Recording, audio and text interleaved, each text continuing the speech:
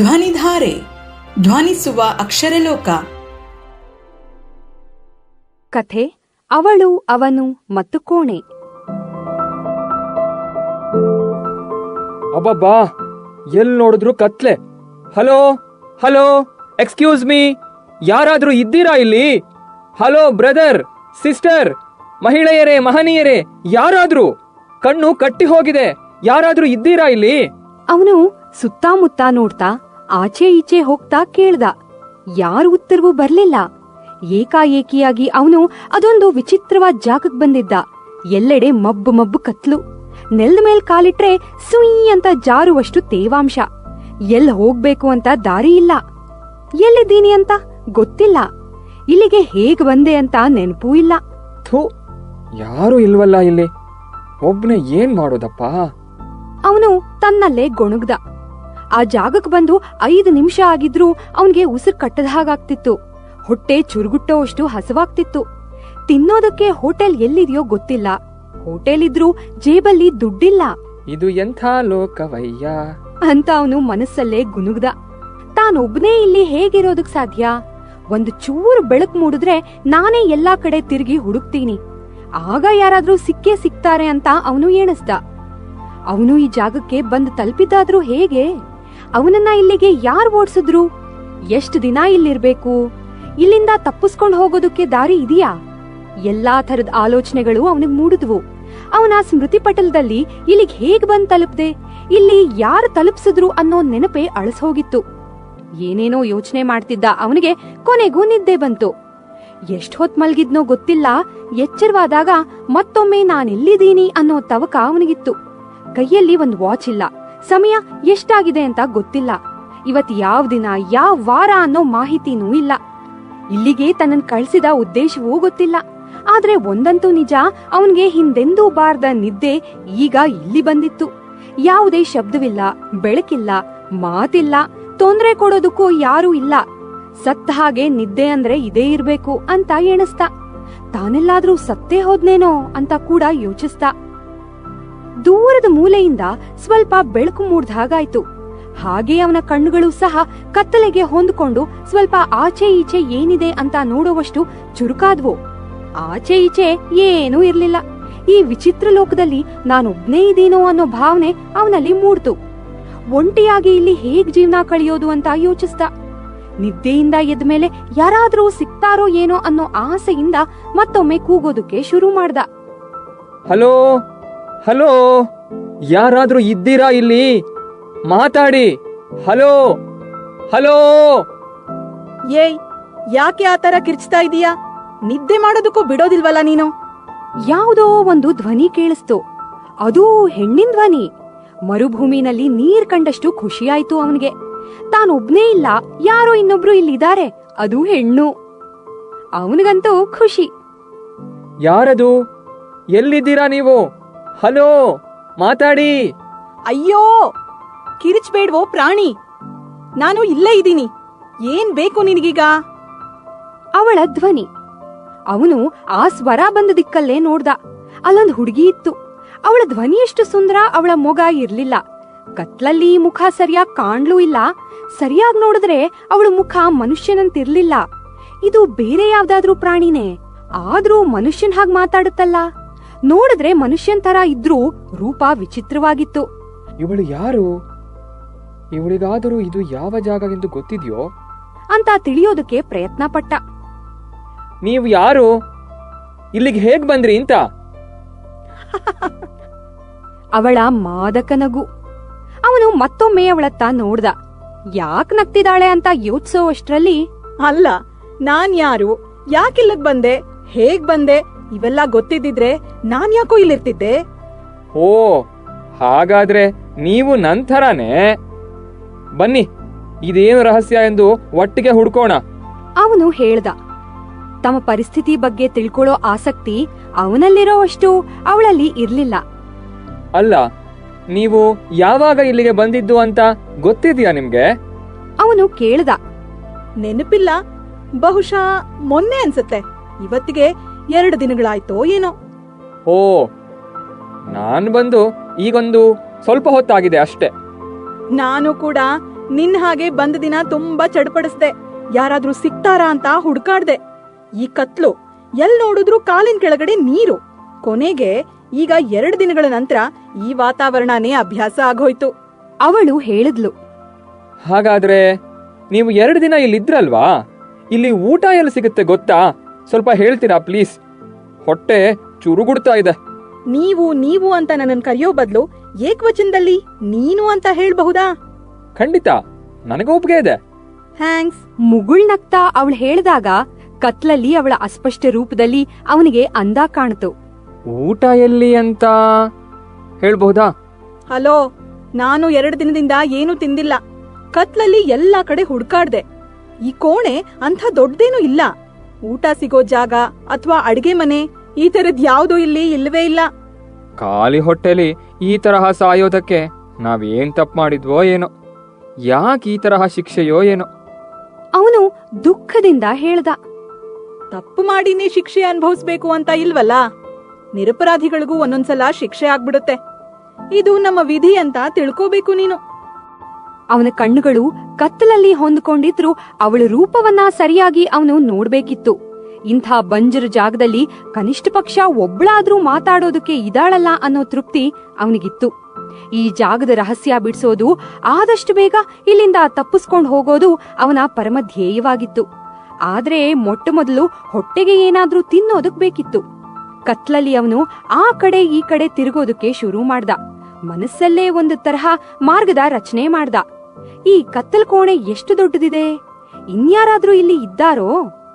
ಎಲ್ಲಾದ್ರೂ ಊಟ ತಿಂಡಿ ವ್ಯವಸ್ಥೆ ಇದೆಯೋ ಹೇಗೆ? ಇವನ್ನೆಲ್ಲ ಯೋಚಿಸ್ತಾ ಅನ್ವೇಷಣೆ ಶುರು ಮಾಡ್ದ. ಕತ್ತಲಲ್ಲಿ ಸ್ವಲ್ಪ ದೂರ ಹೋದ ನಂತರ ಅವಳು ಎಲ್ಲಿ ಅಂತ ಅವನಿಗೆ ಗೊತ್ತಾಗ್ಲಿಲ್ಲ. ಮೇಡಮ್, ಎಲ್ಲಿದ್ದೀರಾ? ಕೇಳಿಸ್ತಾ ಇದೆಯಾ? ಮತ್ತೊಮ್ಮೆ ಮೌನ. ತಾನು ಅವಳನ್ನ ಕಳ್ಕೊಂಡ, ತನ್ನ ಜೊತೆ ಅವಳನ್ನೂ ಹಿಡಿದು ಎಳ್ಕೊಂಡ್ ಹೋಗ್ಬೇಕಿತ್ತು ಅಂತ ಎಣಿಸ್ತಾ. ಮೇಡಮ್, ಹಲೋ ಮೇಡಮ್, ಕೇಳಿಸ್ತಾ ಇದೆಯಾ? ನಾನಿಲ್ಲಿದ್ದೀನಿ, ನೀವೆಲ್ಲಿದ್ದೀರಾ? ಎಲ್ಲ ಹೋಗ್ತಾಳೆ, ಇಲ್ಲೇ ಇರಬಹುದು ಅಂತ ಅಂದ್ಕೊಂಡು ಇನ್ನೂ ಮುಂದೆ ಹೋದ. ಎಲ್ಲಾ ಕಡೆ ಮಳೆ ಬಂದ ಹಾಗೆ ನೀರು. ಆದ್ರೆ ಸಂಪೂರ್ಣವಾಗಿ ಮುಚ್ಚಿರೋ ಬೆಳಕಿನ ಒಂದು ಕಿರಣವೂ ಬಾರದ ಈ ಕತ್ತಲ್ ಕೋಣೆನಲ್ಲಿ ನೀರ್ ಬರೋದಾದ್ರೂ ಎಲ್ಲಿಂದ? ಇನ್ನೂ ಮುಂದೆ ತೆವಳ್ತಾ ಮುನ್ನಡ್ದ. ಕೆಲವು ಕಡೆ ಜಾಸ್ತಿ ನೀರ್ ನಿಂತಿತ್ತು. ಅದ್ಯಾಕೋ ಸ್ವಲ್ಪ ಹೊತ್ತಾದ್ಮೇಲೆ ತಾನು ಮತ್ತೆ ಮೊದಲಿದ್ದ ಜಾಗವನ್ನೇ ತಲುಪದ ಹಾಗಾಯ್ತು. ಅಲ್ಲೇ ಸಮೀಪದಲ್ಲಿ ಯಾರೋ ಗೊರ್ಕೆ ಹೊಡೆಯೋದು ಕೇಳಿಸ್ತು. ಹಲೋ ಹಲೋ, ಯಾರದು? ಗೊರ್ಕೆ ನಿಂತಿತು. ಯಾರದು ಸ್ವಲ್ಪ ಹೇಳ್ತೀರಾ? ಏನಪ್ಪ ನೀನು, ತೆಪ್ಪಗೆ ಮಲ್ಗೋದಿಕ್ಕೋ ಬಿಡೋದಿಲ್ವಲ್ಲ? ಮತ್ತೆ ಅವಳ ಧ್ವನಿ. ಓ, ನೀನೇನಾ? ನಾನು ಬೇರೆ ಯಾರೋ ವ್ಯಕ್ತಿ ಬಂದ್ರು ಅಂತ ಅನ್ಕೊಂಡೆ. ಹೇ ಮಿಸ್ಟರ್, ನಾನಾಗ್ಲೇ ಎಲ್ಲಾ ಕಡೆ ಹುಡುಕಿ ಆಗಿದೆ. ಈ ದರಿದ್ರ ಕೊಂಪೆನಲ್ಲಿ ನಾನೊಬ್ಳೇ ಇದ್ದೆ. ಈಗ ಎಲ್ಲಿಂದಾನೋ ಇವತ್ತು ನೀನ್ ಬಂದ್ಬಿಟ್ಟಿದ್ಯಾ. ಕಾದು ನೋಡೋಣ, ನಾಳೆ ಇನ್ಯಾರೋ ಬರಬಹುದು. ಸ್ವಲ್ಪ ಜನ ಒಟ್ಟಾದ್ಮೇಲೆ ಒಗ್ಗಟ್ನಲ್ಲಿ ಏನಾದ್ರೂ ಮಾಡೋಣ. ಅಲ್ಲಿವರೆಗೂ ತೆಪ್ಪಗೆ ನಿದ್ದೆ ಮಾಡು, ಅರ್ಥವಾಯ್ತಾ? ಅವಳು ಸ್ವಲ್ಪ ಕಟುವಾಗಿಯೇ ಹೇಳಿದ್ಲು. ದಣಿದಿದ್ದ ಅವನಿಗೆ ಅದು ಸರಿ ಅನ್ನಿಸ್ತು. ನಿದ್ದೆ ಹತ್ತಿದ್ದು ಅವನಿಗೆ ತಿಳಿಲೇ ಇಲ್ಲ. ಅದೆಷ್ಟು ಹೊತ್ತು ಮಲಗಿದ್ನೋ ಗೊತ್ತಿಲ್ಲ. ಎಚ್ಚೆತ್ತಾಗ ಅವನಿಗೆ ಒಂದು ವಿಷಯ ತಿಳಿಯಿತು. ಇಷ್ಟೊಂದು ಗಾಢವಾಗಿ ಅವನು ಯಾವತ್ತೂ ಎಲ್ಲೂ ಮಲಗಿರ್ಲಿಲ್ಲ. ಅದು ಹೊತ್ತು ಗೊತ್ತು ಇಲ್ಲದ ಈ ವೇಳೆನಲ್ಲಿ. ಹಗಲು ಯಾವಾಗ, ರಾತ್ರಿ ಯಾವಾಗ ಅಂತ ತಿಳಿಯದ ಈ ವಿಚಿತ್ರ ಕತ್ತಲೆ ಕೋಣೆನಲ್ಲಿ ಅವನು ಯಾವಾಗ ಮಲಗಬೇಕು, ಯಾವಾಗ ಏಳ್ಬೇಕು ಅನ್ನೋ ಸೂಚನೆನೇ ಇರ್ಲಿಲ್ಲ. ಎಬ್ಬಿಸೋದಕ್ಕೆ ಕೂಡ ಇರುವ ಒಬ್ಳೇ ಆ ಹುಡುಗಿ ತಾನು ಇನ್ನೂ ಹಾಯಾಗಿ ಮಲ್ಕೊಂಡಿದ್ದಾಳೆ. ಅದೇನು ಮಾಯೇನೋ, ಅದೇನು ಕತ್ಲೋ. ಈ ಕತ್ತಲೆ ವಾತಾವರಣದಲ್ಲಿ ಎಲ್ಲಿಂದ ನಿದ್ದೆಯ ಅಮಲೋ. ಪಕ್ಕದಲ್ಲೇ ಇದ್ದ ಆ ಹುಡುಗಿನ ಎಬ್ಬಿಸ್ತಾ. ಅವಳಿಗೆ ಕೋಪ ನೆತ್ತಿಗೇರ್ತು. ನೋಡೋ ಮಾರಾಯ, ನನ್ನನ್ನ ಇಲ್ಲದ ಹೊತ್ನಲ್ಲೆಲ್ಲ ಸುಮ್ನೆ ಎಬ್ಬಿಸ್ಬೇಡ. ಎದ್ದು ಏನ್ ಕೆರಿಯೋ ಕೆಲ್ಸ ಇದೆ ಇಲ್ಲಿ? ತೆಪ್ಪಗೆ ನೀನು ಮಲ್ಕೋ, ನನಗೂ ಮಲ್ಗೋದಕ್ ಬಿಡು. ನಿಂಗೆ ಇಲ್ಲಿಂದ ಓಡಿ ಹೋಗುವ ಯೋಚನೆ ಇಲ್ವಾ? ಎಷ್ಟು ದಿನ ಅಂತ ಇಲ್ಲೇ ಇರೋದು? ಒಂದ್ ಕೆಲ್ಸ ಮಾಡು, ಇಲ್ಲಿಂದ ಓಡ್ ಹೋಗೋ ದಾರಿ ಮೊದ್ಲು ನೀನ್ ಹುಡ್ಕೋ, ಆಮೇಲೆ ನನ್ನನ್ ಎಬ್ಸು. ಅವಳು ಕುಹಕವಾಗಿ ಹೇಳಿ ಮತ್ತೆ ಕಣ್ಮುಚ್ಚಿ ಮಲಗಿದ್ಲು. ಎಂತಹ ಸೋಮಾರಿ ಜೊತೆ ಇಲ್ಲಿ ಸಿಕ್ಕಾಕೊಂಡಿದ್ದೀನಿ ನಾನು. ಹಲೋ ಮಿಸ್ಟರ್, ನಾನು ಪ್ರಾಕ್ಟಿಕಲ್ ಹುಡ್ಗಿ. ಬಂದ ಮೊದಲ ದಿನ ಎಲ್ಲಾ ಪ್ರಯತ್ನ ಪಟ್ಟಿದ್ದಾಯ್ತು. ನಿನ್ಗ್ಯಾಕೋ ಇನ್ನೂ ಆ ತೀಟೆ ಹೋಗಿಲ್ಲ ಅನ್ಸತ್ತೆ. ನಿನ್ ಪಾಡ್ಗೆ ನೀನ್ ಹೋಗು, ನನ್ನ ಪಾಡ್ಗೆ ನನ್ನನ್ ಬಿಟ್ಬಿಡು. ಅವಳು ಈ ಬಾರಿ ಮಲಗೇ ಬಿಟ್ಲು. ಅವನು ಛಲ ಬಿಡ್ಲಿಲ್ಲ. ಒಬ್ನೇ ಮತ್ತೆ ಇಡೀ ಕತ್ತಲ್ ಕೋಣೆಯ ಸುತ್ತ ಹುಡುಕೋದಕ್ಕೆ ಶುರು ಹಚ್ಚದ. ಅವನ ಮನಸ್ಸಿನಲ್ಲಿ ಯೋಚನೆಯ ಸರಪಳಿಗಳು ಬಂದ್ವು. ಈ ಕೋಣೆಗಿಂತ ಜೈಲೇ ಎಷ್ಟೋ ವಾಸಿ. ಜೈಲಲ್ಲಿ ಒಂದಿಷ್ಟು ಬೆಳಕಾದ್ರೂ ಇರುತ್ತೆ, 2 ಹೊತ್ತು ಊಟವಾದ್ರೂ ಸಿಗುತ್ತೆ, ಕಾಲ್ ಕೆಳಗೆ ಯಾವಾಗ್ಲೂ ನೀರಿರೋದಿಲ್ಲ, ಜೊತೆನಲ್ಲಿ ಮಾತಾಡೋದಕ್ಕೆ ಇತರ ಖೈದಿಗಳು, ಜೈಲರ್ ಇವರುಗಳು ಇರ್ತಾರೆ, ದಿನಕ್ಕೆ ಒಂದಿಷ್ಟು ಕೆಲಸ ಮಾಡಿಸ್ತಾರೆ, ಓದೋದಕ್ಕೆ ಪುಸ್ತಕಗಳು ಸಿಗುತ್ತವೆ. ಆದ್ರೆ ಇಲ್ಲಿ ಕತ್ಲೆ ಮತ್ತೆ ಆ ಹುಡುಗಿ ಬಿಟ್ರೆ ಬೇರೆ ಯಾರೂ ಇಲ್ಲ. ತಪ್ಪು ಮಾಡ್ದವ್ರಿಗೆ ಶಿಕ್ಷೆ ಕೊಡೋದಕ್ಕೆ ಇರೋ ಜೈಲೇ ಇದಕ್ಕಿಂತ ವಾಸಿಯಾದ್ರೆ ಜೈಲ್ಗಿಂತ ಕೆಟ್ಟದಾಗಿರೋ ಈ ಕೋಣೆನಲ್ಲಿ ಬಂಧಿಯಾಗೋದಕ್ಕೆ ನಾನ್ ಮಾಡಿರೋ ಅಂಥ ಮಹಾ ತಪ್ಪೇನು? ನಾನಂತೂ ಇಲ್ಲಿರೋದಿಲ್ಲ, ತಪ್ಪಿಸ್ಕೊಂಡು ಓಡ್ ಹೋಗೋ ಶತಪ್ರಯತ್ನ ಮಾಡಿಯೇ ಸಿದ್ಧ ಅಂತ ಮನಸ್ನಲ್ಲೇ ನಿರ್ಧರಿಸ್ತ. ಅಷ್ಟ್ರಲ್ಲಿ ಇನ್ನೊಂದು ಘಟನೆ ನಡೀತು. ಆ ಕತ್ತಲೆಯ ಕೋಣೆಯ ಹೊರಗೆ ಯಾರೋ ಮಾತಾಡಿದ್ ಸದ್ದು ಕೇಳ್ತು. ಅವನು ಆ ಕೂಡ್ಲೆ ಗೋಡೆ ಬಳಿ ಹೋಗಿ ಕಿವಿಗೊಟ್ಟ. ಹೊರಗಿನ ಮಾತುಗಳು ಕ್ಷೀಣ, ಆದ್ರೆ ಖಂಡಿತವಾಗಿಯೂ ಅಲ್ಲಿ ಯಾರೋ ಇದ್ದಾರೆ. ಅವರ ಗಮನವನ್ನ ತನ್ನತ್ತ ಸೆಳೆಯೋದಕ್ಕೆ ಗೋಡೆಗೆ ಜೋರಾಗಿ ತಟ್ಟೋಣ ಅಂತ ಯೋಚಿಸಿ ಕೈ ಹೊರಗೆ ತೆಗೆಯೋದಕ್ಕೆ ಪ್ರಯತ್ನಿಸ್ತ. ನೋಡಿದ್ರೆ ಕೈಗಳೇ ಕಾಣ್ತಿಲ್ಲ. ಬಹುಶಃ ಕೈ ಕಾಲು ಎರಡನ್ನೂ ಕಟ್ಟಿ ಮೂಟೆ ತರ ಮಾಡ್ಬಿಟ್ಟಿದ್ದಾರೆ. ಎಷ್ಟು ಪ್ರಯತ್ನ ಮಾಡಿದ್ರೂ ಹೊರಗ್ ಬರ್ತಿಲ್ಲ. ಕೊನೆ ಪಕ್ಷ ಬೊಬ್ಬೆ ಹೊಡೆದು ಅವ್ರ ಗಮನ ಸೆಳೆಯೋಣ ಅಂತ ಎಣಿಸಿ ಜೋರಾಗಿ, ಹಲೋ, ಯಾರದು ಹೊರಗೆ? ಹಲೋ, ಹೆಲ್ಪ್ ಹೆಲ್ಪ್, ಸಹಾಯ ಮಾಡಿ ಪ್ಲೀಸ್, ದಯವಿಟ್ಟು, ನಾವು ಈ ಕೋಣೆಯಲ್ಲಿ ಬಂದಿಯಾಗಿದ್ದೇವೆ, ದಯವಿಟ್ಟು ಈ ಬಂಧನ ಬಿಡಿಸಿ ಉಪಕಾರ ಮಾಡಿ ಪ್ಲೀಸ್. ಅವನು ಬೊಬ್ಬೆಗೆ ಅವಳು ಮತ್ತೆ ಎಚ್ಚರವಾದ್ಲು. ಅಯ್ಯೋ, ಅವ್ರು ಕೇಳ್ಸತ್ತೆ ಅನ್ಕೊಂಡ್ಯಾ? ಕೇಳ್ಸಿದ್ರು ಅವ್ರು ನಮ್ಗೆ ಸಹಾಯ ಮಾಡ್ತಾರಾ? ಎಂತಹ ನಿರಾಶಾವಾದಿ ನೀನು. ಪ್ರಯತ್ನ ಕೂಡ ಮಾಡಲ್ಲ, ಪ್ರಯತ್ನ ಪಡುವವರಿಗೆ ಒಂಚೂರು ಪ್ರೋತ್ಸಾಹ ಕೂಡ ಮಾಡಲ್ಲ. ನಿನ್ನಂತವರ ಸಹವಾಸದಲ್ಲಿ ನಾನು ಇಲ್ಲಿ ವ್ಯರ್ಥವಾಗಿ ಸಿಕ್ಕಿ ಹಾಕೊಂಡೆ. ಅವನು ಕೋಪದಲ್ಲಿ ನುಡ್ದ. ಲೋ ಮಿಸ್ಟರ್, ನಿನ್ಗೆ ಎಷ್ಟ್ ಸಲ ಹೇಳ್ಬೇಕು? ನೀನೀಗ ಮಾಡಿರೋ ಪ್ರಯತ್ನಗಳನ್ನೆಲ್ಲ ನಾನು 2 ದಿನ ಮೊದ್ಲೇ ಮಾಡಿ ಆಗೋಗಿದೆ. ಜಾಸ್ತಿ ಬೀಗ್ಬೇಡಪ್ಪ. ಒಟ್ಟಿಗೆ ಪ್ರಯತ್ನಿಸಬಹುದಲ್ವಾ? ಒಗ್ಗಟ್ನಲ್ಲಿ ಬಲವಿದೆ, ಕೇಳಿಲ್ವಾ ನೀನು? ನಾವಿಬ್ರು ಏನು ಅಂತ ನಿನಗ್ ಗೊತ್ತಿಲ್ಲ. ನಿಂಗೆ ಗೊತ್ತಿದ್ರೆ ಹೇಳ್ಬಿಡು. ನಾವಿಬ್ರು ಆತ್ಮಗಳು. ವಾಟ್? ಅವನು ಅದನ್ ಕೇಳಿ 2 ಅಡಿ ಮೇಲ್ಹಾರ್ದ. ಹೌದು, ಮೊದಲು ನನಗೂ ನಂಬಿಕೆ ಬರ್ಲಿಲ್ಲ, ಆದ್ರೆ ಈಗ ಗೊತ್ತಾಗ್ತಾ ಇದೆ. ನಾವು ಸತ್ತೋಗಿದ್ದೀವಿ, ಸತ್ತು ಇಲ್ಲಿಗೆ ಆತ್ಮವಾಗಿ ಬಂದು ಸೇರ್ಕೊಂಡಿದ್ದೀವಿ. ಅವನು ಜೋರಾಗ್ ನಕ್ಕ. Hello, ನಗಬೇಡ mister. ಅಷ್ಟಿದ್ರೆ ನಿನ್ ಹೆಸರು ಯಾಕೆ ನಿನಗ್ ಗೊತ್ತಿಲ್ಲ? ನಿನ್ ಮುಖ ಹೇಗಿದೆ ನೋಡು. ಥೂ, ಎಷ್ಟು ಕುರೂಪವಾಗಿದೆ. ನೀನೇನು ಸುರಸುಂದ್ರಿ ಅಂತ ಅನ್ಕೊಂಡಿದ್ಯಾ? ನಿನ್ ಕುರೂಪದ ಬಗ್ಗೆ ನಾನು ಹೇಳದೇ ಇದ್ದದ್ದು ನನ್ನ ದೊಡ್ಡತನ. ಅದೆಲ್ಲ ಇರ್ಲಿ ಬಿಡಪ್ಪ. ನಿನ್ ಕೈ ಎಲ್ಲಿದೆ, ಕಾಲ್ ಎಲ್ಲಿದೆ ಹೇಳು? ನಮ್ಮನ್ ನೋಡಿದ್ರೆ ಮನುಷ್ಯರು ಅಂತ ಯಾರಾದ್ರೂ ಹೇಳ್ತಾರಾ? 3-4 ದಿನಗಳಿಂದ ಹೊಟ್ಟೆಗ್ ಏನೂ ಇಲ್ದಿದ್ರು ಬದುಕಿದೀವಿ. ಮನುಷ್ಯರಾಗಿದ್ದಿದ್ರೆ ಇದೆಲ್ಲ ಸಾಧ್ಯ ಆಗ್ತಿತ್ತಾ? ಅವಳು ಹೇಳಿದ ಆ ಮಾತುಗಳು ಈಗ ಅವನಿಗೆ ಹೌದು ಅನ್ನಿಸ್ತು. ಅಂದ್ರೆ ನಾವಿಬ್ರೂ? ಅವನು ಮುಗ್ಸೋ ಅಷ್ಟ್ರಲ್ಲಿ, ಕೇವಲ ಆತ್ಮಗಳೇ. ನಿಂಗೆ ಬಂದಿರೋ ದಿನಾನೇ ಹೇಳೋಣ ಅಂತಿದ್ದೆ, ಆದ್ರೆ ನಿನ್ ಹುರುಪು ಉತ್ಸಾಹ ನೋಡಿ ಪಾಪ ಅಂತ ಮನಸ್ ಬರ್ಲಿಲ್ಲ. ಪ್ರತಿ ಸಲ ನಾನ್ ಮಲಗ್ದಾಗ ನನಗೆ ನನ್ನ ಪೂರ್ವ ಜನ್ಮದ ನೆನಪಾಗುತ್ತೆ. ನಾನೊಂದು ಕಾರ್ ಆಕ್ಸಿಡೆಂಟ್ ನಲ್ಲಿ ಸತ್ತೋಗಿದ್ದೀನಿ. ಈಗ ಈ ಕೋಣಿನಲ್ಲಿ ಬಂದು ಬಿದ್ದಿದ್ದೀನಿ. ನನ್ ಪ್ರಕಾರ ಇದು ಒಂದು ತರಹ ವೇಟಿಂಗ್ ರೂಮ್, ಕಾಯುವ ಕೊಠಡಿ. ಹೊರಗೆ ಇಬ್ಬರು ದ್ವಾರಪಾಲಕರ ಧ್ವನಿ ನಿನಗೆ ಆಗಾಗ ಕೇಳಿಸಬಹುದು. ಹೌದು, ನಾನು ಕೇಳಿದ್ದೆ. ಅವರು ನಮ್ಮನ್ನ ಇಲ್ಲಿಂದ ಕಾಪಾಡ್ತಾರೆ ಅಂತ ಅನ್ಕೊಂಡಿದ್ದೆ. ಇಲ್ಲ, ಅವರು ನಮ್ ಭವಿಷ್ಯದ ಬಗ್ಗೆ ನಿರ್ಧಾರ ಮಾಡ್ತಾರೆ. ನನ್ ಪ್ರಕಾರ ಸತ್ತು ಹೋದ ನಾವು ಹೋಗ್ಬೇಕಾಗಿರೋದು ಸ್ವರ್ಗಕ್ಕೋ ಅಥವಾ ನರಕಕ್ಕೋ ಅಂತ ಅವರೇ ನಿರ್ಧಾರ ಮಾಡೋದು. ಬಹುಶಃ ನಮ್ಮ ಪೂರ್ವ ಜನ್ಮದ ಆಗು ಹೋಗುಗಳನ್ನೆಲ್ಲ ಅವಲೋಕಿಸ್ತಾ ಇದ್ದಾರೆ. ಅಲ್ಲಿವರೆಗೂ ನಾವಿಬ್ರು ಆತ್ಮಗಳಾಗಿ ಈ ಕತ್ತಲ ಕೋಣೆನಲ್ಲೇ ಇರಬೇಕು. ಅವಳ ಮಾತುಗಳನ್ನ ಕೇಳಿ ಅವನಿಗೆ ಮೈ ಕೈಯಲ್ಲಿ ನಡ್ಕ ಬಂತು. ಅವನು ಇದನ್ನ ಅಪೇಕ್ಷಿಸ್ತಿರ್ಲಿಲ್ಲ. ಅವನ್ ಗಾಬರಿ ನೋಡಿ, ಯಾಕಯ್ಯ ಈ ರೀತಿ ಹೆದರಿಕೆ ನಡ್ಕ ಯಾಕೆ? ಯೋಚನೆ ಮಾಡದೆ ಆರಾಮಾಗಿ ಮಲ್ಕೊಂಡಿರು. ಎಚ್ಚರ ಇದ್ರೆ ತಾನೇ ಈ ತರಹ ಯೋಚನೆ ಭಯ ಎಲ್ಲ ಆಗೋದು. ಮಲಗಿದ್ರೆ ನಿನಗೂ ಮುಂಚಿನ ಜನ್ಮದ ನೆನಪುಗಳು ಬರಬಹುದು. ನೀನ್ ಏನಾಗಿದ್ದೆ, ಯಾಕ್ ಸತ್ತೆ, ಒಳ್ಳೆ ಕೆಲ್ಸ ಮಾಡಿದ್ದೀಯೋ ಇಲ್ವೋ ಎಲ್ಲ ತಿಳಿಬಹುದು. ಅದಕ್ಕೆ ಅಲ್ವಾ ನಾನು ಅಷ್ಟೊಂದ್ ನಿದ್ದೆ ಮಾಡೋದು. ಈ ಕೋಣೆನಲ್ಲಿ ಒಳ್ಳೆ ನಿದ್ದೆ ಬರುತ್ತೆ. ಎಷ್ಟ್ ಬೇಗ ನಿದ್ದೆ ಬರುತ್ತೆ ಗೊತ್ತಾ? ಅವಳು ಹೇಳೋದು ಅವನಿಗೆ ಸರಿ ಅನ್ನಿಸ್ತು. ವಾಸ್ತವದ ಅರಿವು ಅವನಲ್ಲೂ ಮೂಡ್ತು. ಕಳೆದ ಜನ್ಮದಲ್ಲಿ ನಾನು ಏನಾಗಿದ್ದೆ? ನನ್ನ ಪಯಣ ಸ್ವರ್ಗಕ್ಕೋ ನರಕಕ್ಕೋ? ಯೋಚನೆಗಳು ಅವನಲ್ಲಿ ಬಂದ್ವು. ಎಷ್ಟು ದಿನ ಇಲ್ಲೇ ಇರಬೇಕು ಅಂತ ಸ್ವರ್ಗ ನರಕದ ನಿರ್ಧಾರ ಯಾವಾಗ ಆಗತ್ತೆ? ಆಹಾ, ಏನಂತ ಕೇಳ್ತೀಯೋ? ಗೊತ್ತಿದ್ದಿದ್ರೆ ನಿನಗೆ ಹೇಳ್ತಿರ್ಲಿಲ್ವಾ? ಅವಳು ಹೇಳೋ ಅಷ್ಟ್ರಲ್ಲಿ ಆ ಕೋಣೆನೇ ಅಲುಗಾಡ್ತು. ಅದನ್ನ ಯಾರೋ ಎಳೆದಂತೆ ಭಾಸವಾಯ್ತು. ಗುಡ್ಡಗಾಡುಗಳಲ್ಲಿ ಬಸ್ ಪ್ರಯಾಣ ಮಾಡ್ದ ಹಾಗೆ ಅವರಿಬ್ರು ಆಚೆ ಈಚೆ ಅಲುಗಾಡ್ತಾ ಇದ್ರು. ನಿರಂತರ ಭೂಕಂಪವಾದಂತೆ ಅನುಭವ. ಅಯ್ಯೋ ಅಮ್ಮ, ಭಯ ಆಗ್ತಾ ಇದೆ. ಅವನು ಗಟ್ಟಿಯಾಗಿ ಅವಳ ಕೈ ಹಿಡ್ಕೊಂಡ. ಅವಳು ಮಾತ್ರ ಧೈರ್ಯವನ್ನ ಕಳೆದೆ ಏನಾಗ್ತಿದೆ ಅಂತ ತಿಳಿಯೋದಕ್ಕೆ ಪ್ರಯತ್ನ ಮಾಡ್ತಿದ್ಲು. ಹೇ, ಬಹುಶಃ ಆ ದಿನ ಬಂದಿದೆ ಅನ್ಸತ್ತೆ. ಸ್ವರ್ಗ ನರಕದ ನಿರ್ಧಾರ ಮಾಡಿದ್ದಾರೆ ಅನ್ಸತ್ತೆ. ಅವಳು ಹೇಳೋವಷ್ಟ್ರಲ್ಲಿ ಕೋಣೆಯಲ್ಲಿ ನಡೆದಿದ್ದ ಕಂಪನಗಳು ನಿಂತವು. ಅವ್ರ ಕಣ್ಣು ಕುಕ್ಕೋ ಬೆಳಕೊಂದು ಅರೆ ಕ್ಷಣ ಕೋಣೆಯೊಳಗೆ ಮೂಡಿ ಹೋಯ್ತು. ಕೋಣೆ ಗೋಡೆನ ಯಾರೋ ರಾಕ್ಷಸ ಒತ್ತಿ ಹಿಡ್ದಂತಾಯ್ತು. ಒಂದ್ ಕಡೆಯಿಂದ ಇನ್ನೊಂದ್ ಕಡೆಗೆ, ಆಮೇಲೆ ಇನ್ನೊಂದು ಗೋಡೆ, ಹೀಗೆ ಒತ್ತಾ ಇದ್ದಾಗ ಒಳಗಿದ್ದ ಅವನು ಭಯಭೀತನಾದ. ಬಹುಶಃ ಈ ಗೋಡೆಗಳನ್ನ ಒಡಿತಾ ಇದ್ದಾರೆ. ನಮ್ ಸಮಯ ಬಂದಿದೆ. ಸ್ವರ್ಗಕ್ಕೋ ನರಕಕ್ಕೋ ದೇವ್ರೇ ಬಲ್ಲ. ಒಟ್ನಲ್ಲಿ ಈ ಕೋಣೆಯಿಂದ ಅಂತೂ ಹೊರಗೆ ಹೋಗ್ತೀವಿ. ಆಲ್ ದಿ ಬೆಸ್ಟ್ ಎಂದು ಅವಳು ಅವನಿಗೆ ಹಾರೈಸಿದ್ಲು. ಸುಮ್ನಿರು ನೀನು. ಚಡ್ಡಿಯಲ್ಲಿ ಮೂತ್ರ ಬಂದಿದೆ ನಂಗೆ. ಒಂದು ವೇಳೆ ನಾನು ನರಕಕ್ಕೆ ಹೋಗುವುದಿದ್ದರೆ ಅದಕ್ಕಿಂತ ಈ ಕೋಣೆಯೇ ಸರಿ ನನಗೆ.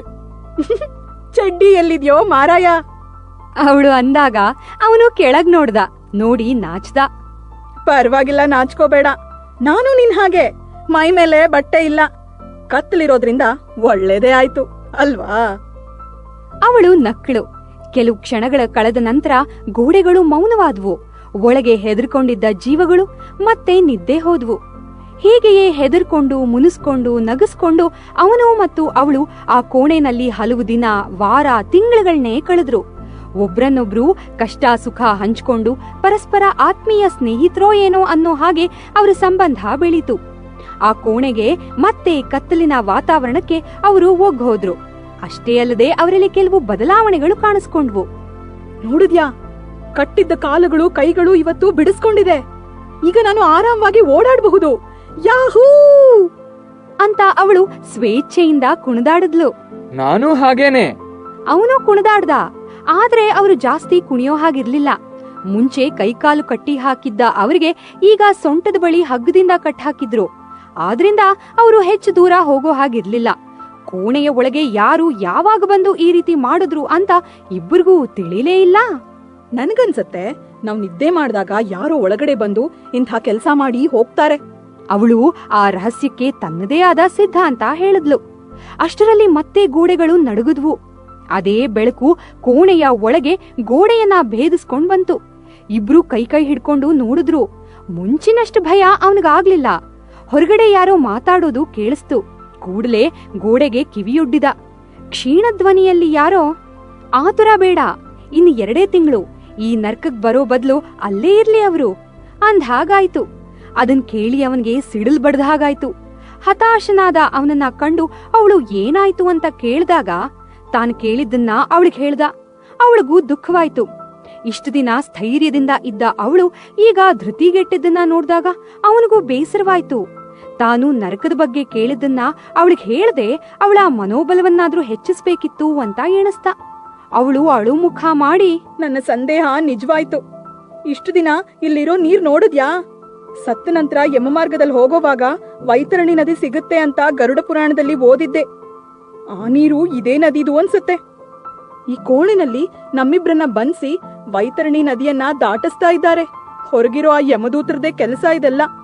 ಆದ್ರೆ ಇದು ಕೋಣೆ ಅಲ್ಲ, ಒಂಥರ ದೋಣಿ ಅಥವಾ ಚಿಕ್ಕ ಹಡಗು ಅನ್ಸುತ್ತೆ. ವೈತರಣಿ ನದಿ ಮೂಲಕ ಹೋಗೋದು ಅಂದ್ರೆ ನರಕಕ್ಕೆ ಅಲ್ವಾ? ಅವಳ ಕಣ್ಣಂಚಿನಲ್ಲಿ ಕಂಬನಿ ಹರಿತು. ತಾನು ಅಳ್ತಿರೋದು ಕತ್ಲಲ್ಲಿ ಅವನಿಗೆ ಕಾಣದೇ ಇರೋದು ಅವಳಿಗೆ ಅನುಕೂಲವಾಗಿತ್ತು. ತಾಳಮ್ಮ, ಸ್ವಲ್ಪ ತಾಳು. ನಾನು ಗರುಡ್ ಪುರಾಣ ಓದಿದ್ದೀನಿ. ಸೋ ಏನ್ ಗೊತ್ತಿದೆ ನಿನಗೆ? ಇಲ್ಲಿ ಒಳಗಿರುವ ದ್ರವ ನೋಡಿದ್ರೆ ನಿಂಗೆ ಏನಂತ ಅನ್ಸುತ್ತೆ? ಅವನು ಕೇಳ್ದ. ನೀರಿನ ಹಾಗೆ ಇದೆ. ಯಾಕೆ? ಗರುಡ್ ಪುರಾಣದಲ್ಲಿ ಹೇಳೋ ಪ್ರಕಾರ ವೈತರಣಿ ನದಿ ದಾಟುವಾಗ ಸತ್ತ ವ್ಯಕ್ತಿಯ ಕರ್ಮಾನುಸಾರವಾಗಿ ಕಾಣುತ್ತದೆ. ಪ್ರಾಮಾಣಿಕವಾಗಿ ಜೀವನ ನಡೆಸಿ ಸತ್ಯನಿಷ್ಠರಾದವರಿಗೆ ಅದು ಒಂದು ಪವಿತ್ರ ನೀರಿನ ನದಿಯಂತೆ ಕಾಣುತ್ತಂತೆ. ಅದೇ ರೀತಿ ಜೀವನ ಪರ್ಯಂತ ಪಾಪದ ಹೊರೆ ಕಟ್ಟಿ ನರಕಕ್ಕೆ ಹೋಗುವ ಆತ್ಮಗಳಿಗೆ ಅದು ರಕ್ತ, ಕೀವು, ಮಾಂಸ, ಎಂಜುಲು, ಮೂತ್ರ ಇತ್ಯಾದಿಗಳನ್ನು ಹೊಂದಿದ ದ್ರವವಾಗಿ ಕಾಣುತ್ತದೆ. ಈ ನೀರು ಆತರ ಇದೆಯಾ? ಅವನು ಕೇಳಿದಾಗ ಕೂಡಲೇ ಅವಳು ಕೈಯಲ್ಲಿ ನೀರೆತ್ಕೊಂಡು ಮೂಸ್ ನೋಡಿದ್ಲು. ಇದು ಖಂಡಿತ ನೀರು. ಹಾಗಾದ್ರೆ ಈ ದೋಣಿ ಯಾವ ಮಾರ್ಗದಲ್ಲಿ ಹೋಗ್ತಾ ಇದೆ? ಸ್ವರ್ಗದ್ದ, ನರ್ಕದ್ದ? ಅವನು ಮುಗುಳ್ನಗ್ತಾ ಕೇಳ್ದ. ಹ, ಸ್ವರ್ಗಕ್ಕೆ? ಅವಳು ನಿಟ್ಟುಸಿರು ಬಿಟ್ಟು ಉತ್ತರಿಸಿದ್ಲು. ಆದ್ರೆ ಹೊರಗಡೆ ಇದ್ದ ಯಮದೂತರು ನರ್ಕದ ಬಗ್ಗೆ ಮಾತಾಡಿದ್ದು? ಅವಳ ಸಂಶಯ ಇನ್ನೂ ದೂರಾಗ್ಲಿಲ್ಲ. ಅಯ್ಯೋ ಪೆದ್ದಿ, ಹೊರಗಡೆ ಈ ತರಹ ಎಷ್ಟು ದೋಣಿಗಳನ್ನ ಅವರು ಕೊಂಡೊಯ್ಯುತ್ತಿದ್ದಾರೋ ಏನೋ. ಬೇರೆ ಯಾವ್ದೋ ದೋಣಿಯ ಬಗ್ಗೆ ಹೇಳಿದ್ದನ್ನ ನಾನ್ ಕೇಳಿಸ್ಕೊಂಡಿರಬಹುದು. You have a point. ನೀನ್ ಹೇಳ್ದ ಹಾಗೆ ನಾವು ಸ್ವರ್ಗಕ್ಕೆ ಹೋಗೋ ಹಾಗಾಗ್ಲಿ. ಅವಳು ಹೇಳಿ ಖುಷಿ ಪಟ್ಲು. ಅವಳ ಮುಖದಲ್ಲಿ ಮರಳಿ ಬಂದ ನಗು ನೋಡಿ ಅವನಿಗೂ ಸಂತೋಷವಾಯ್ತು. ಅವಳ ಮನವೊಲಿಸಲು ತಾನು ಹೇಳಿದ ಮಾತುಗಳು ಸತ್ಯವಾಗ್ಲಿ ಅಂತ ಅವನೂ ಆಶಿಸ್ತ. ದಿನ ಕಳೆದಂತೆ ಕೋಣೆಯಲ್ಲಿ ನೀರಿನ ಮಟ್ಟ ಹೆಚ್ಚಾಯ್ತು. ಕೈ ಕಾಲು ಬಳಸಿ ಅವರು ಈಜುವಷ್ಟು ನೀರು ಕೋಣೆಯೊಳಗಿತ್ತು. ದಿನ ಪೂರ್ತಿ ಕೂತು ಮಲಗಿ ಬೇಸತ್ತಾಗ ಅವರು ಆ ನೀರಿನಲ್ಲಿ ಈಜುತ್ತಿದ್ರು. ಆದ್ರೆ ಸೊಂಟಕ್ಕೆ ಕಟ್ಟಿದ್ದ ಹಗ್ಗ ಹೆಚ್ಚು ದೂರಕ್ಕೆ ಹೋಗೋದಕ್ಕೆ ಕಂಟಕವಾಗಿತ್ತು. ಈ ಕೋಣೆಯಲ್ಲಿ ಇಷ್ಟು ಭದ್ರವಾಗಿ ನಮ್ಮನ್ನ ಇಟ್ಟಿರುವಾಗ ಈ ಹಗ್ಗವಾದರೂ ಯಾತಕ್ಕೆ ಕಟ್ಟಿದ್ದಾರೋ ಏನೋ. ದರಿದ್ರ. ಕಾರಣ ಇದೆ. ಏನ್ ಕಾರಣ ಅದು? ಅಲ್ಲಿ ಆ ಕಡೆ ಮುಂದಕ್ಕೆ ಒಂದು ಸುರಂಗ ಮಾರ್ಗ ಇದೆ. ಅಲ್ಲಿಂದ ಬಹುಶಃ ತಪ್ಪಿಸ್ಕೊಂಡು ಹೋಗೋ ಸಾಧ್ಯತೆಗಳಿದೆ ಅನ್ಸುತ್ತೆ. ಅದಕ್ಕೆ ಈ ಬಂಧನ. ಅವಳು ತಿಳಿಸಿದ್ಲು. ಅವನು ಪ್ರತಿ ಸಲದಂತೆ ಯೋಚಿಸ್ತ. ಏನು ಯೋಚನೆ? ಅವಳು ಕುತೂಹಲದಿಂದ ಕೇಳಿದ್ಲು. ಒಂದು ವೇಳೆ ಆ ತೂತಿಂದಲೇ ನೀರು ಸೋರಿ ಒಳಗೆ ಬರುತ್ತಿದ್ರೆ? ನೀನ್ ನೋಡಿದ್ದೀಯಾ? ದಿನದಿಂದ ದಿನಕ್ಕೆ ನೀರು ಹೆಚ್ಚಾಗ್ತಲೇ ಇದೆ. ಒಂದು ದಿನ ಈ ಹಡಗೆ ಮುಳುಗಿ ಹೋದ್ರೆ? ಅವನು ಚಿಂತಿಸ್ತ. ಥೂ, ನೀನೊಬ್ಬ ಯಾವಾಗ್ಲೂ ಚಿಂತೆ ಅನ್ನೋ ಚಿತೆನಲ್ಲೇ ಹೊರಳ ಆಡ್ತಾ ಇರ್ತೀಯ. ಒಂದ್ ವೇಳೆ ಮುಳುಗ್ ಹೋದ್ರೆ ಈಜಾಡಿ ತಪ್ಪಿಸ್ಕೊಂಡ್ ಹೋಗೋಣ, ಏನಂತೀಯಾ? ಅವಳ ಧೈರ್ಯದ ಮಾತು. ಯಾರಿಗ್ ಗೊತ್ತು ಹೊರಗಡೆ ಏನಿದೆ ಅಂತ? ಮಹಾಸಾಗರವೇ ಇದ್ರೆ ಈಜಲು ಆಗದೆ ಸಾಯೋದ್ ಗ್ಯಾರಂಟಿ. ಅವನ ಚಿಂತೆಯ ಮಾತು. ಅವಳ ನಗು ಕೇಳಿ ಅವನಿಗೆ ಕಿರಿಕಿರಿ ಆಯ್ತು. ಅವಳು ನಗು ನಿಲ್ಸಿ, ನಾವಿಬ್ರು ಆಗ್ಲೇ ಸತ್ತಿದ್ದಾಗಿದೆ. ಈ ಕೋಣೆನಲ್ಲಿ ನನ್ ಸಹವಾಸದಲ್ಲಿ ನಿಂಗೆಲ್ಲ ಮರ್ತೋಯ್ತಾ? ಮತ್ತೆ ಹೇಗೋ ಸಾಯೋಕ್ ಸಾಧ್ಯ? ನಾವು ಪ್ರೇತಾನೋ ಆತ್ಮಾನೋ ಪಿಶಾಚಿನೋ ಆಗಿದ್ದೀವಿ. ನೆನಪಿದೆ ತಾನೆ? ಇದ್ದಕ್ಕಿದ್ದ ಹಾಗೆ ಟಕ್ ಅಂತ ಜೋರಾಗಿ ಸದ್ದಾಯ್ತು. ಅವರಿಬ್ರು ಬೆಚ್ಚಿಬಿದ್ದು ಸುತ್ತಲೂ ನೋಡಿದ್ರು. ಯಾರದು? ಅವನು ಕೇಳಿದ. ಉತ್ತರವಿಲ್ಲ. ಯಾರ್ರೀ ಅದು? ಯಾರ್ರೀ? ಯಮದೂತ್ರಾ? ಅವಳು ಜೋರಾಗಿ ಕಿರ್ಚಿದ್ಲು. ಹೊರಗಡೆ ಏನೋ ಕೋಲಾಹಲ ನಡೆದ ಹಾಗಿತ್ತು. ಇದ್ದಕ್ಕಿದ್ದ ಹಾಗೆ ಕೋಣೆಯ ಒಳಗಿನ ನೀರು ಕಮ್ಮಿಯಾಗ್ತಾ ಹೋಯ್ತು. ಹೇ, ಬಹುಶಃ ನಾವು ದಡ ಸೇರ್ತಾ ಇದ್ದೀವಿ ಅನ್ಸುತ್ತೆ. ಅವಳು ಹೇಳಿದ್ಲು. ಹಾಗಾದ್ರೆ ಸ್ವರ್ಗಲೋಕ ಹೊರಗಡೆ ಇದೆ? ಅವನು ಕುತೂಹಲ. ತಾಳು ತಾಳು, ಏನಾಗುತ್ತೋ ನೋಡೋಣ. ಅವರಿದ್ದ ಕೋಣೆಯ ಹೊರಗೆ ಇನ್ನೂ ಹೆಚ್ಚಿನ ಕೋಲಾಹಲ. ಕೋಣೆನೇ ಯಾರೋ ವೇಗವಾಗಿ ಎಳೆದು ಹೋಗ್ತಿರೋ ಹಾಗೆ ಅವರಿಗೆ ಭಾಸವಾಯ್ತು. ಅವನು ಗೋಡೆಗೆ ಕಿವಿ ಕೊಟ್ಟ. ಅವಳು ಕಿವಿ ಕೊಟ್ಲು. ಹೊರಗೆ ಯಾರೋ, ಬೇಗ ಬೇಗ, ಇನ್ನು ಜಾಸ್ತಿ ಹೊತ್ತು ಮೀರೋ ಹಾಗಿಲ್ಲ. ಅವರಿಬ್ರನ್ನ ಆದಷ್ಟು ಬೇಗ ಹೊರಗ್ ತೆಗಿಬೇಕು, ಬೇಗ ಬೇಗ ಅಂತ ಹೇಳ್ತಿದ್ರು. ಇನ್ನಷ್ಟು ಹೊತ್ತು ಕೋಣೆನ ಎಲ್ಲೋ ಎಳೆದು ಹೋದಂತೆ ಕೊನೆಗೂ ಒಂದ್ ಕಡೆ ಬಂದು ಕೋಣೆ ನಿಂತ್ ಹೋಯ್ತು. ಸಮಯ ಬಂದಿದೆ. ನಾವಿಬ್ರು ಸ್ವರ್ಗಕ್ಕೆ ಹೋಗ್ಬಹುದು, ಇಲ್ಲ ನರ್ಕಕ್ಕೂ ಹೋಗ್ಬಹುದು. ಇಲ್ಲ, ಒಬ್ರು ಸ್ವರ್ಗ ಇನ್ನೊಬ್ರು ನರ್ಕ. ಅವಳು ಹೇಳೋವಷ್ಟ್ರಲ್ಲಿ ಅವನು, ಸಾಕು ನಿಲ್ಸು. ಸ್ವರ್ಗವಾಗಲಿ ನರಕವಾಗಲಿ ನಾನು ನಿನ್ನ ಜೊತೆಯೇ ಇರ್ತೀನಿ. ತಪ್ಪು ತಿಳ್ಕೋಬೇಡ. ನನಗೆ ನೀನೊಬ್ಬ ಅಕ್ಕನಂತೆ ಈ ಕೋಣೆಯಲ್ಲಿ ಸಾಂಗತ್ಯ ನೀಡಿ ನನ್ನನ್ನ ಸದಾ ಹುರಿದುಂಬಿಸಿದೆ. ನಿನ್ನನ್ನ ಬಿಟ್ಟು ನಾನು ಇರ್ಲಾರೆ ಅಕ್ಕ. ಅವನ ಮಾತುಗಳನ್ನ ಕೇಳಿ ಅವಳಿಗೆ ಆಘಾತವಾಯ್ತು. ಇಷ್ಟು ದಿನ ಈತ ನನ್ನ ಹಿಂದೆ ಸೋದರನಾಗಿ ಬಿದ್ದಿದ್ನೆ. ನಾನೇ ಇವನ ಬಗ್ಗೆ ಏನೇನೋ ತಿಳ್ಕೊಂಡೆ. ಪಾಪ, ಇವನು ಒಳ್ಳೆಯವನು. ಕೂಡಲೇ ಅವನನ್ನು ಬಿಗಿದಪ್ಪಿಕೊಂಡ್ಲು. All the best to us.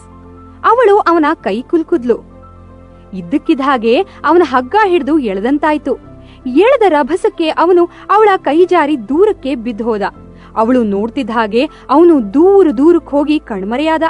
ಅವಳು ಕೂಡ ತನ್ನ ಕಟ್ಟಿದ್ದ ಹಗ್ಗ ಎಟ್ಕೋವರೆಗೆ ಈಜಾಡಿ ಅವನಿಗೆ ಹುಡುಕಾಡಿದ್ಲು. ಹಲೋ ತಮ್ಮ, ಎಲ್ಲಿದೀಯಾ ತಮ್ಮ? ಹಲೋ ಜೋರಾಗಿ ಕೂಗುದ್ಲು. ಎಲ್ಲೆಡೆ ಮೌನ. ಈಗ ತಾನೊಬ್ಳೇ ಈ ಕೋಣೆನಲ್ಲಿ. ಏನ್ ಮಾಡೋದಪ್ಪ?